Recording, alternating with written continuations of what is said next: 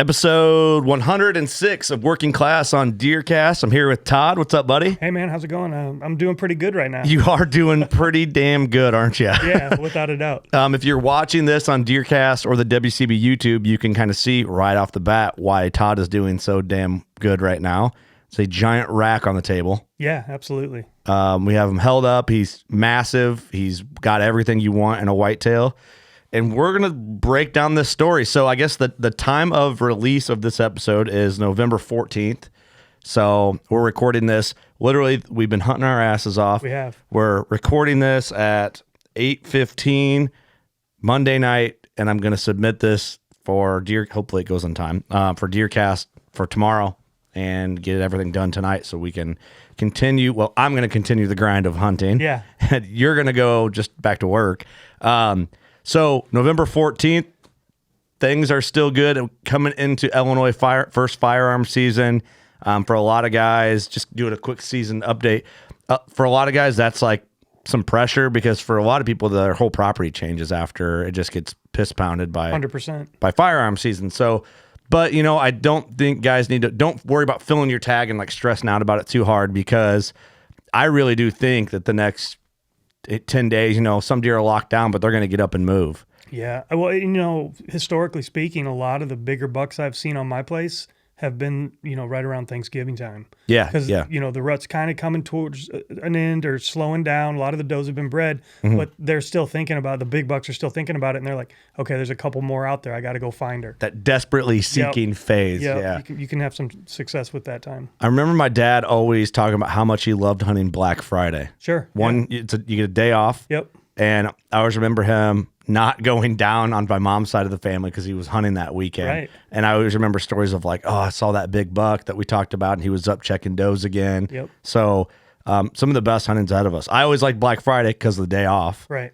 And you get to go. It's a 3-day weekend. Yeah. It's or usually 4, good weather and all that stuff. Yeah. So I think a lot of great hunting ahead of us. Yep. And then that gets weird depending on how your property's set up for late season stuff for a lot of guys. So stay after it. I'm feeling the burn a little bit. I'm feeling the burn of the drive to the property, the hopping out and opening and shutting the gates. That sounds silly, but just after just doing it and being on the grind. And well, it's called a grind for a reason, right? I mean, it wears you down for sure. But when this happens, it's not so bad. It's not so bad, but I will say this deer put me through the ringer, man. You got your money's worth. I got my money's worth on this deer, no doubt about it. It's a cool experience in my hunting career, what I've done, and I'm super happy to have him here. So let's talk about this deer, man. This thing's just a stud of a whitetail, but where does the story start with this buck? The story starts October 14th, 15th, 16th, something like that, 2021.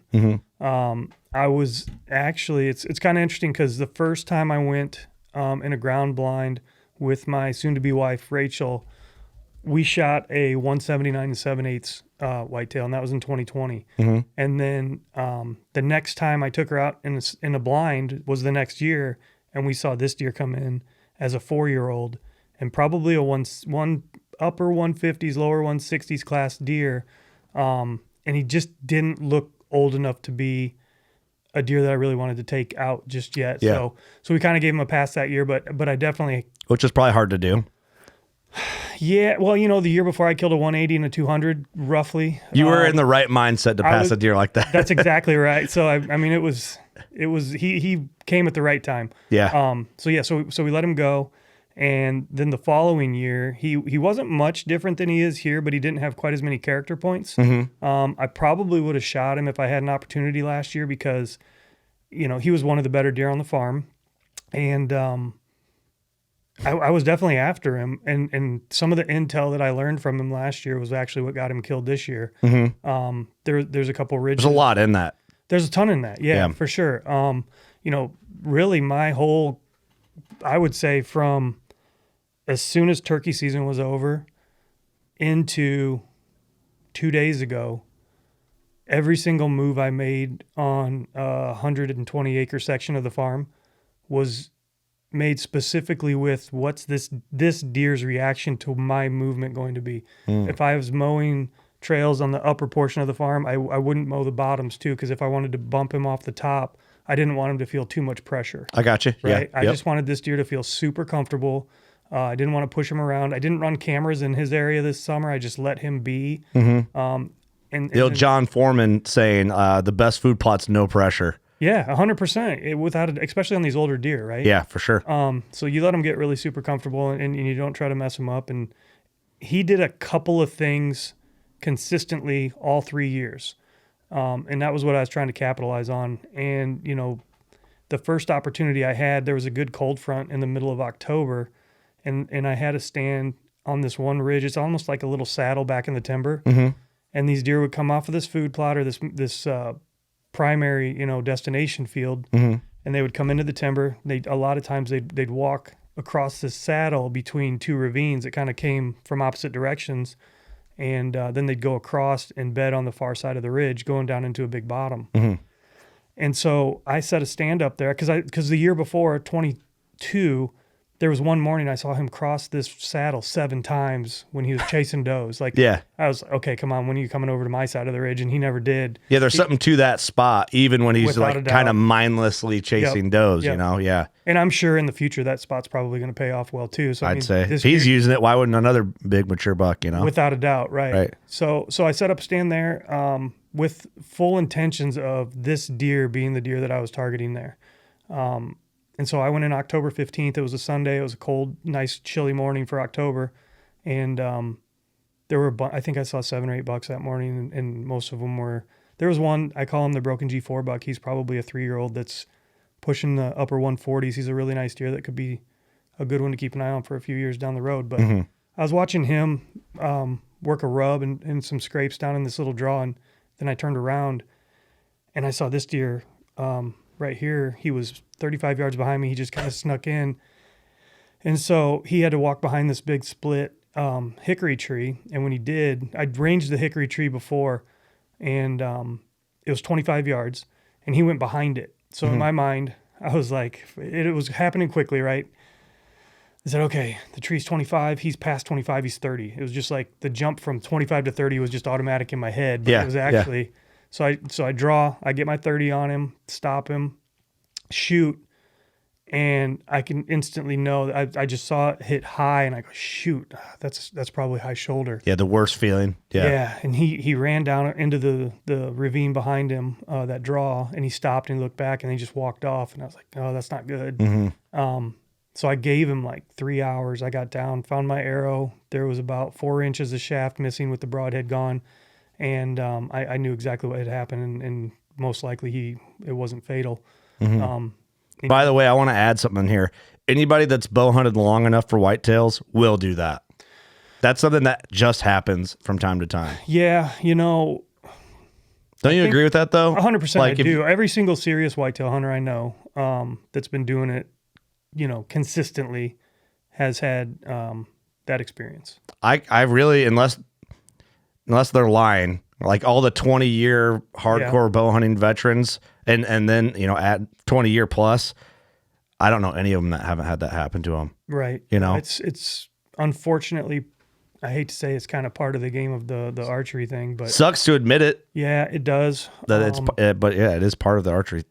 It is. It is. So anyways, with this one, replay and see what happened. Why did I shoot high? What was going on there? And that jump in my head from 25 to 30 should have went from 25 to 26. He's a yard behind. A tree's not 5 yards deep. Yes. You know what I'm saying? Yeah. So I messed that up, and you're doing the shoulda, woulda, coulda. Why'd I do this when I should have done this? And what was I thinking? Yeah, 100%. And so at least I identified what the problem was there. And so I didn't run trail cameras on this deer all summer, but when end of September, I pretty much flooded his area, all the very accessible areas that I could monitor. Yeah. Food plots, trail entry exits, going into destination plots, some internal cameras too, where I could pass them when I was going in and out of a stand. Right. Just letting them soak. And so I was gathering a lot of intel on this deer, and he was super regular in this one spot. I actually this summer, middle of September, I went out and I did a thing that first time I've ever done it, and it worked out really well. I took some like 4-inch diameter treated fence posts, and I put them out in the middle of these food plots, and I just drilled a hole in them and put some oak branches coming off for scrape. Great idea. Yeah. Yeah. I mean, tons of guys. It's all over YouTube and stuff, and there's a bunch of guys doing it in different ways. And I did 4 of them this year, and 3 of them, the bucks just instantly took to them and got some of my best footage that I've ever gotten of deer. And I think it's almost like a really good spot just to kind of get the roll call of who's in there and what's in the area. Because kind of like into it. Similar to a mock scrape, but just a little different. Yeah. Yeah, exactly. And basically I positioned them in front of ground blinds and food plots where if a deer comes into the food plot, he's going to just want to go over there and check it. Be distracted with that instead of you. And yeah, for sure. That's a great idea. Yeah, it works well. So especially for these trail cameras. So he was extremely regular at one of them, and it was a couple hundred yards from where this stand was set up. And so I shouldered him, and I was, obviously very concerned about it. He didn't miss a beat. Like 3 days later, I'm getting pictures of him, and his shoulder looked completely healed up. There's a little dark spot in the pictures, but he was walking fine. I had videos where he's coming in, he's working scrapes, he's scraping with that shoulder, that leg. And I mean, it's a testament to how tough these animals are. It's amazing. It's insane. It really is. And how fast they heal. Like if that would happen to us, we'd be toast. Oh, completely for a while. So he was right back on his feet, didn't really seem too fazed by it. And so I definitely didn't want to put too much pressure on him right away again. So I just kind of stayed back a little bit until I love that October 27th, 28th, 29th time frame. Yep. So I just kind of put it in the back of my mind of, okay, I'm going to take a couple weeks here and just let him settle down, let things just chill out, and then I'll go back in. And so I was in the same stand actually on Halloween, and it was pretty windy that day. And there was another buck that's a really nice one back in the same area, and I hadn't seen either of them, and those were the 2 that I was kind of hoping to get one of.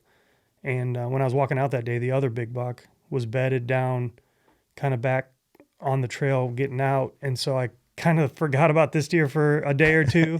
And I wanted to try to focus on that other one. And so, it's funny how you focus on a deer and then you kind of get distracted and things just kind of shift and flow. But I ended up shooting so where that other deer was bedded, I ended up putting up a stand that day, came back in the next morning, and there's another 5-year-old buck in the area, a different one that I called him the double fork G2 buck because you had history with him and everything. The last 3 years he'd had forked G2s on both sides and ended up killing him. He's a mid 150s deer. Yeah, stud mature buck. Pretty happy with him. Very happy with him. Yeah. Made a good shot. He went down quick. I watched him go down. So makes you feel good. Little confidence booster for sure. For sure. So then, I'm sitting there going, okay, well, my next tag's reserved for one of these 2 deer, and obviously the one that I wounded, I'd like to seal the deal with. So, yeah. You kind of have like a responsibility to like do what you can. For sure. Absolutely. So I knew based on the camera intel, and just as important as the pictures I was getting are the cameras that weren't getting pictures of him. Right? Yeah. I knew he was confined to about a 50 to 60 acre area. Like he was super comfortable there. He was very active there. Yeah. So I just knew my game plan. And I talked to you a lot about this while it was going on. Right? For sure. Yeah. I was in the play-by-play for the most part. 100%. Like it was like, I'm just going to sit on this area and hope he makes a mistake. And it's going to be a little bit of a mind, game for me to just stay in it, because if I'm not seeing him, I'm thinking, okay, did he catch a doe and now he's 3 freaking farms over and I'm not gonna see him anymore? But or did he get infection and something happened? Right? That sucks. Yeah. Yep. So I stayed true to the plan though, and then actually, it would have been Saturday, November 13th, I believe, morning. Because what's today? Wait, no, that's not right. Today's the 13th, so it would have been the 10th. Yeah. November 10th, I'm hunting the same stand where I got a shot at him before, and it's, the rut's going crazy right now. There's from the time I usually get in about an hour before light. Yeah. Yeah. And I mean, I'd get into my stand, and 5 minutes later, you just hear bucks grunting. And I know. And you're running. like, oh, it's going to be a good day. Yeah, exactly. and then usually it seems like it's a little bit slow right at light. That's how I feel about it too. Yeah. Yeah. But they were very active on the 10th, and he was deer were running all over it, right into the light. And I was again watching some deer down the ridge. And then behind me, I can see down into that draw. And so I looked over my right shoulder, and about 150 yards back behind the draw, I saw a deer making a rub back there. And so the way that I can really see down that draw is to turn back to my left. Mm-hmm. And so I was like, oh, there's a deer over there over my right shoulder. And I turned back to my left, and literally 40 yards behind me, coming up out of the ravine, is this deer. He's looking at me. He's got me pegged. And by the way, the camera angle and the photos that are going to be on social don't do what that had to have looked like, him coming up out of that. Yeah. You know, I mean, he's a framey son not of a lot bitch. of deer look like that. So he's got me pegged. He's looking at me, and then he looks over, and there's a doe 25 yards away from me. It was one of those days where you can't hear anything if they're slow, but if they're running, you can hear them. Yep. So this doe she's not concerned about anything. She's just got her head down feeding, and he's looking at her. Then he looks at me, then he looks at her, then he looks at me. And then he looked off to his right at some other deer that were a couple hundred yards down the ridge. And then he just kind of like shook his tail and walked up onto the rim of the of that saddle. And he's basically in the exact same spot that I saw him the first time. Mm-hmm. And he's going to go behind that same forked hickory tree. And this time there was a tiny little deadfall tree on the ground that, it doesn't even come up to their knees, but it was a very distinct distance marker for me. And I knew this was exactly 30 yards. Mm-hmm. So I knew I've got my 30-yard pin. I know exactly how far this deer is going to be. He walks over behind the tree. I draw. He steps out. I stop him. He stops. He looks up at me, and I shoot. And he turns and he runs down the draw super hard, the head kind of down, and I'm like, I absolutely just smoked this. Yeah, looks like a death run or something like that. Death run. I felt good. I knew I picked my 30-yard pin. I put it right on where I want, behind the shoulder where I wanted it. Mm-hmm. And he ran away hard. And I was like, I'm texting guys like, just got him. Yeah, like, dude, I can't believe it. Whatever. I can't believe I got another chance at this deer. I've never had that happen before, where I got messed up a deer and then had another opportunity at him. In the same spot, right? Exactly. Yeah. So I was super excited about that, and waited a little bit because there was a lot of deer moving around. Just kind of watched the show for a little bit. Yeah, we're texting at this point. Totally. Too, and I'm like, oh, dude, toast. By the way you explained he ran off. So yeah. So I get down and I go over to where he was standing, and I'm looking for blood, and I don't see anything. And then I see my arrow about 10 yards up the trail where he took off, and I go grab it. And son of a bitch, if it wasn't for the fact that it was identical to the first arrow, 4 or 5 inches of shaft broken off and no broadhead. And I'm going, what the heck? Oh, and I still am not 100% sure, but I think he was just so tuned into the fact that I was up there. Yeah. I didn't think about it during the shot. The truth is these animals are not stationary. No. They move, and when they're on pins and needles, they react hard. They can, especially on a longer shot like that, a 30-yard shot. That's probably it's enough time to react for sure. For a whitetail, yeah. I mean, I love that 15 to 18-yard distance. Yeah, that's the sweet spot for me. Whitetail, yeah, and I need to do a better job of using tools to get deer a little bit closer to me. I think is one of the takeaways from this season. But yeah, but man, everyone would have shot at him at 30. Yeah, no, and I feel good about shooting to 30. It's a lot better to shoot at a deer whose head's down feeding in a food plot at 30 than a deer that knows you're in a tree, is kind of a little bit nervous about you, and these things happen so quickly, it's hard to process all that in the moment. For sure. So long story short, I gave him a little bit of time. I go down and look, and there's actually some pretty good blood on this one. Trailed it about 150 yards, and then it just dried up. Typical muscle hit, shoulder shot, and I'm just like absolutely beside myself. Like, I can't believe I messed this up again. Yeah, the mental aspect of that, like the deer, he's wounded twice. Right. Your self-confidence and what you're doing, you're questioning everything. It's the worst thing a bow hunter can go through. Well, and I do know, I've been doing this for 29 years now, and I do know confidence is extremely important, Mm-hmm. right? And so I tried not to let those doubts creep in too hard. Yeah. Went back and just was like, is it me? Is it my bow? Am I shooting off to get the target out? And everything was dialed right in. It was hitting right where I wanted. It felt good. My anchor point was fine. Everything. I mean, I knew that, that told me that deer moved while the arrow was in the air. Yep. Probably wasn't the best shot selection on my part. Should have been paying a little bit more attention to those, peripheral things that come into play. Mm-hmm. So, so here I am. I've got 2 shoulder hits on the same shoulder of this deer.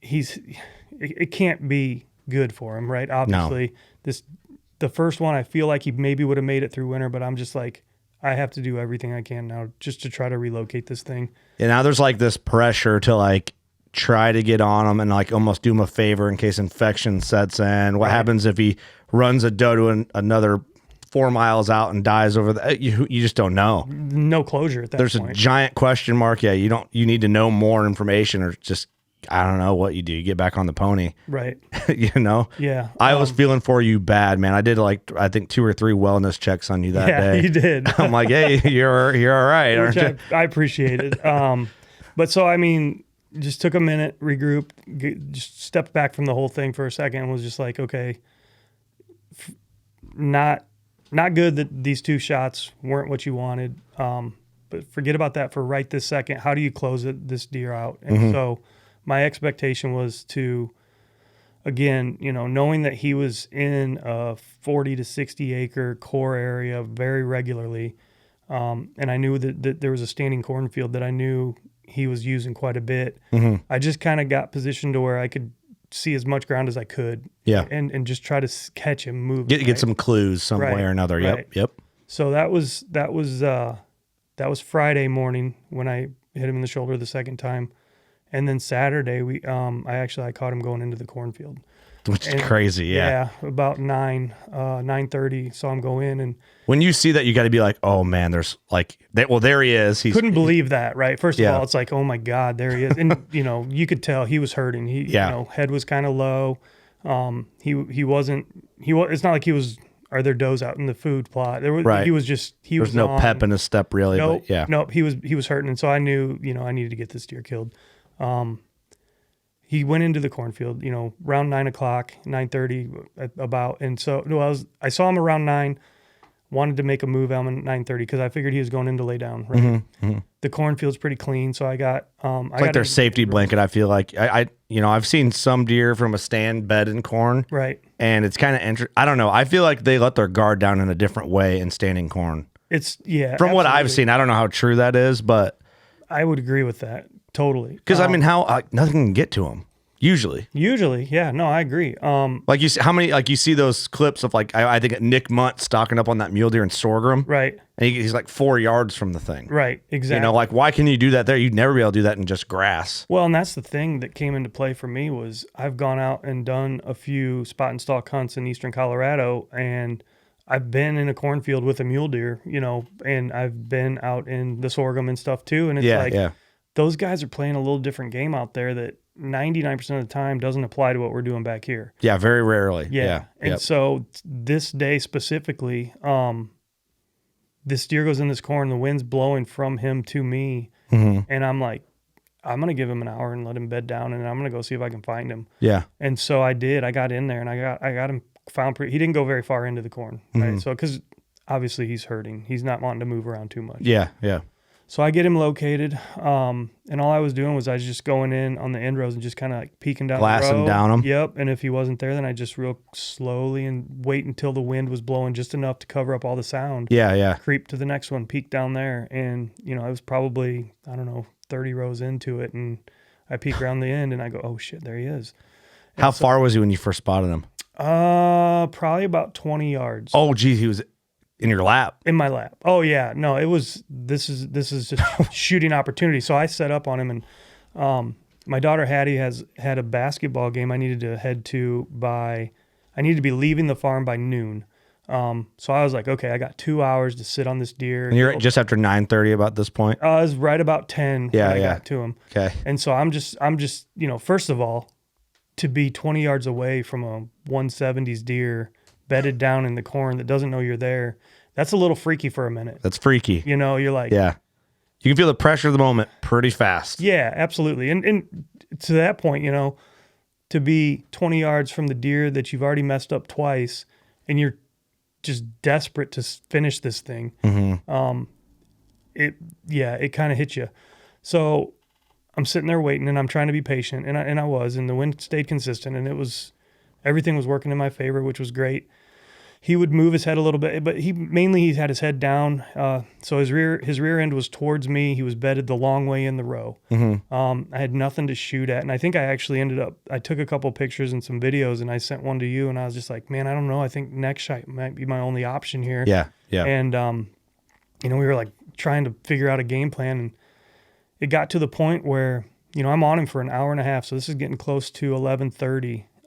Maybe just a little bit before that. Like, dude, how are you sitting? Are you on your knees? Standing up. Oh, you were standing. I was standing up. Yep. And I finally got to a point where I was like, I need to make something happen. And I'm looking at this deer, and what I'm seeing is the back. Basically his butt was facing me, and you can kind of see, like, if a dog's laying down, or just like a deer when it's bedded, obviously, that back leg, you can see that hip roll up, and it like goes to their knee or whatever that is that goes down to their lower leg. Yep. That's just like the front of the hock. Yeah. Kinda, yeah. Yeah. So that's just like tucked up in front of them, and then the spine kind of rolls at an angle out to the back. And I just, for an hour and a half, I'm sitting there looking at this deer, and I pulled binos up on him and everything, and I'm just like, so if the spine's right here, and you're like legitimately breaking down anatomy in real time. 100%. How can you make this shot work? Absolutely. Yeah. And so I'm going, okay, so his spine's up here, his leg's right here, the hip socket's back down below, it's kind of rolled down. I think I've got an angle where if I get close enough to him and I've got enough down angle at him, I think I could slip an arrow in above his hip into basically his rib, just up through the middle of his inside. Essentially just a really hard quartering shot. Yeah, totally. Yeah. Totally. Well, kind of. Yeah, more straight away, but. Right. Because the deer's not straight, right? He's curved when he's bedded. Right, a little bit. yeah, so you're yeah. sliding it in there. So I got to the point where I was just like, okay, next time, because he'd move his head, he'd look to the right, and then he'd look straight down the row, and then he'd look back to the right. And when he was looking to the right, which was most of the time, I could just catch the back corner of his eye. And so I couldn't move at that point because I think he would have caught me. I think if you can see a deer's eye, they can see you. I agree. Yeah. So I was waiting for him to turn his head and look down the row. And one of the cool things is when he would do that, he'd turn his head and you couldn't see the outsides of his antlers because they were in the corn rows. Really? Yeah. So all you could see were... was he looking into the wind? Yes. That surprises me. Well, that was his big mistake, right? Yeah. I mean, so he bedded just perfectly for me. I mean, a lot of things happened there that... Meant to be, maybe. I guess, yeah. So I'm sitting here going, okay, I need to make something happen. So I get out of the end rows into his row. And when he turned his head to look away, I just drew. And I'm at I'm at probably 18 yards now because I took 2 steps closer to him. So I draw. And as the wind's it's not a bad wind, but it's enough to make enough noise to cover me. Yeah, yeah. I just start walking towards him. And what I'm expecting him to do is hear me or catch me moving or something and like pick his head up and look back. And I was going to either shoot him in the neck at that point, or if I got close enough, slide one in from behind. Yep. And when I got to 7 yards, I said, 7 yards. Let's talk about that for a second. Yep. So you're full draw walking from 18 to 7 yards. Correct. Down a row of corn at this deer. You had to have been shitting. I mean, it was just one of those things where you're in the moment and you've got this plan and you're like, okay, I'm going to go. It's game time. Actually do it. Yeah. Yeah. So, yeah. I mean, if someone tried to describe it to you and you just drop yourself in there right at that second, yeah, it's a little bit crazy, but I had an hour and a half in this deer's world to kind of smooth it over with yourself. I visualized this whole thing, 100 times while I was standing there. Yeah.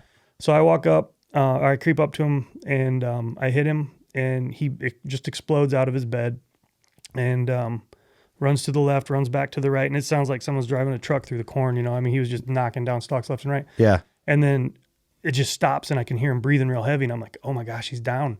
And so I kind of like slowly creeped up a little bit further and I look over and like 4 rows through the rows, like not open, across the rows, I catch his head move just a little bit. And so I just stopped and I looked at him and I could see his back hip, and just above his back hip, I could see my my arrow was buried to the fletchings above his hip, and I was He's like, full shafted at this point. Yeah. So I know I've got guts. I know I've got liver.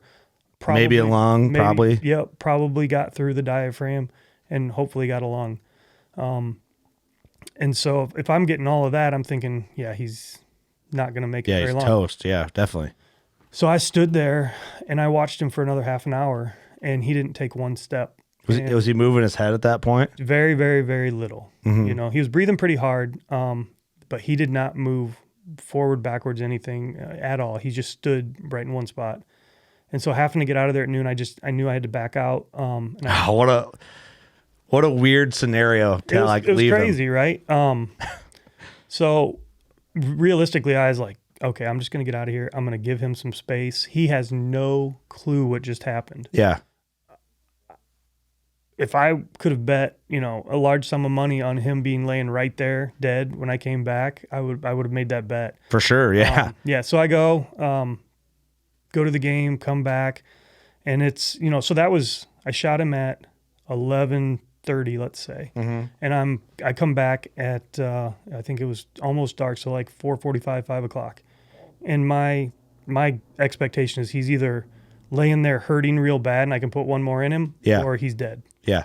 And I got over there, I marked it on Onyx, and I went back to where it was, and there was no sign of him, no blood, no anything. Because, that shot angle and where you're going into the body, there's not a lot to bleed there if you don't catch that artery. For sure, yeah. Yeah. So I wasn't concerned about that too much. And where he was located in this field, there's really only two spots he could go. There's two fingers of timber that come out into this field, and I was quite certain he'd go one way or the other. So, got in touch with Plus, this deer's behavior. 100%, yeah. I knew, for what? Yeah, again, he's right, obviously. where he was at this cornfield, he was right in the middle of all of the stuff that he was doing. Yeah. This was like right in the center. So I felt very good about that. I felt good that he wasn't going to leave. Mm-hmm. So I got out of there, came back, gathered up, the crew, and we knew he was in one of those two fingers. And so we just went out there, and lo and behold, he went about, 20 yards into the timber, and he was laying right next to a big tree, and we walked right up to him. How cool is that? That was amazing. And to have you guys there was even better. Devin and Andy came along. Yep. And it was a party. What it was for me really was just a release of, okay, finally, this is over. Yeah. For sure. It's funny because we went in basically body searching. Right. And we get down into this like low spot, and we're like, do you think he'd be, he's right there, he's like just laying there next to this giant tree. And then dude going up and watching you just pick his head up, and we're all high-fiving and yelling, and it was awesome. Yeah, because it was a little bit pins and needles going back in there, not knowing exactly where he was, and to get him located was one of the coolest things we did it pretty quick. Yeah. It could have taken us a lot longer. We were fortunate to walk on the way we did, but it's funny having Whitetail Devin, a Utah guy. I was like, hey, Devin's going to yell in your woods, right? And I was like, well, you're tagged out, so I guess you don't really care what's going on.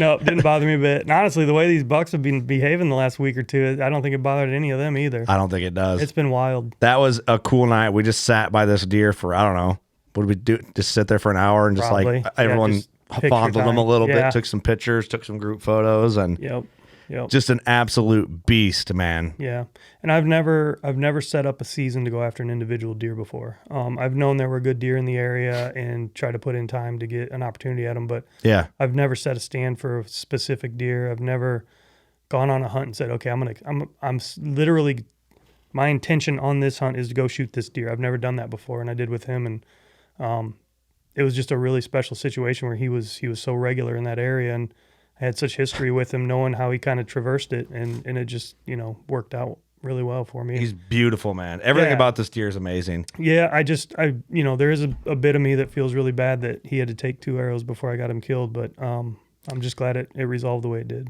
Well, you had a responsibility to do what you can. Now, if you don't have any information and you're kind of out, you can only do so much. Right. But I think what you did was, for the unfortunate circumstances, you did the most ethical thing, and you committed yourself to close the book on this thing. So, not only for your mental stability, but for the ethics Yeah. and the animal and then the pursuit of what we do and what we love to do. Yeah. But just absolutely beautiful. And going after a specific buck is really fun, but I feel like mentally it can tap into you in weird ways as the season goes on, where there's also a beauty in just hunting in an area where you know big deer frequent and, you know, hunting for the known habit or previous habits of big deer. Absolutely. But when you go into a spot and you're like, all right, I'm going to hunt this buck, I'm making this move.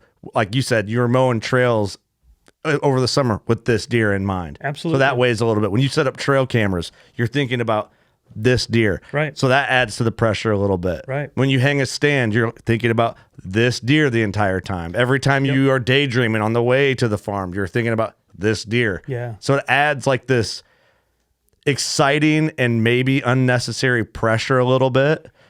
Well, the experience for me was all of those things for sure. Yeah. And it was almost like, okay, this the pregame portion of it before the season opened. Yeah. It was just like building, like I said, building that expectation and putting that little bit of pressure that I didn't even realize I was putting on myself Yeah. with this deer on me. And that was all okay. I didn't mind any of that. But then the hard part for me was going in, you know, obviously having the encounter with him the first time I went out to hunt him was great. Not getting it done was rough. But then having that, oh, I haven't gotten a picture of him in 2 days. Did he leave? He hasn't come back. I messed this spot up. He's not going to come back through here. I should be going after a different deer or in a different spot or just what move do you make? Guess, you know, For sure.